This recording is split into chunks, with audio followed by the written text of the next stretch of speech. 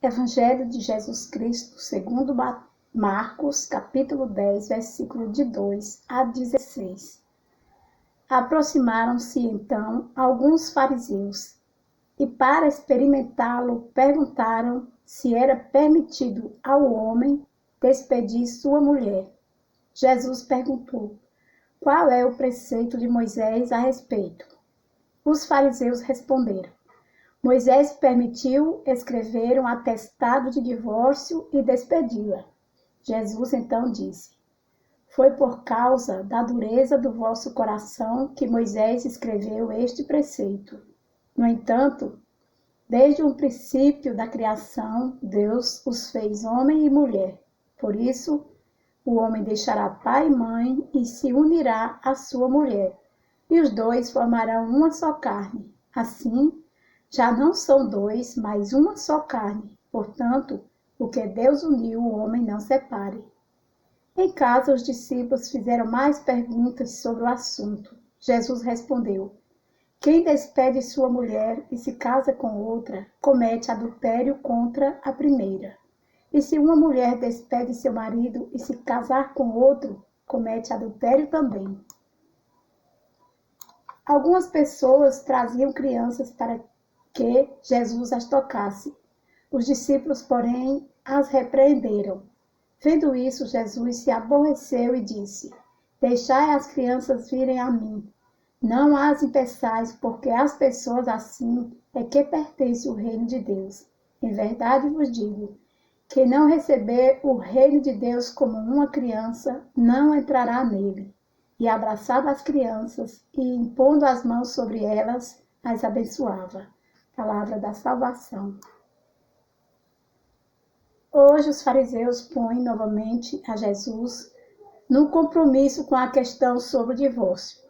Mas Jesus, mais que dar uma resposta definitiva, faz uma pergunta aos seus interlocutores pelo que diz a Sagrada Escritura e, sem criticar a lei de Moisés, faz entender que é legítima, mas temporal.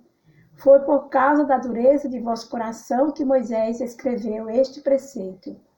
Jesus lembra o que diz o livro do Gênesis. Desde o princípio da criação, Deus os fez homem e mulher. Jesus fala de uma unidade que será a humanidade.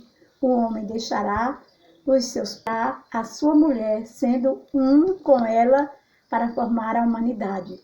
E isto supõe uma realidade nova. Dois seres formam uma unidade, não como uma associação, senão como procriadores da humanidade. A conclusão é evidente: o que Deus uniu, o homem não separe. Enquanto tenhamos do matrimônio uma imagem de associação, a indissolubilidade resultará incompreensível. Se reduzimos o matrimônio a interesses associativos, entende-se que a dissolução apareça como legítima. Falar assim do matrimônio é um abuso de linguagem, já que não é mais uma associação de dois solteiros desejosos de fazer mais agradável a sua existência. Quando o Senhor fala do matrimônio, está dizendo outra coisa. O Concílio Vaticano II lembra-nos deste modo, por meio do ato humano com o qual os cônjuges mutuamente se dão e recebem um ao outro. Nasce uma instituição também à face da sociedade confirmada pela lei divina, em vista do bem tanto dos esposos e da prole como da sociedade. Este sagrado vínculo não está ao arbítrio da vontade humana. O próprio Deus é o autor do matrimônio, o qual possui diversos bens e fins, tudo que é de máxima importância para a propagação do gênero humano. De regresso à casa, os apóstolos perguntaram pelas exigências do matrimônio, e a continuação tem lugar uma cena carinhosa com as crianças. As duas cenas estão relacionadas. A segunda é como uma parábola que explica como é possível o matrimônio. O reino de Deus é para aqueles que se assemelham a uma criança e aceitam construir algo novo, o mesmo o matrimônio, se captamos bem o que significa deixar, unir-se e devir. Louvado seja nosso Senhor Jesus Cristo. Santo, Santo, Santo, Santo, Santo.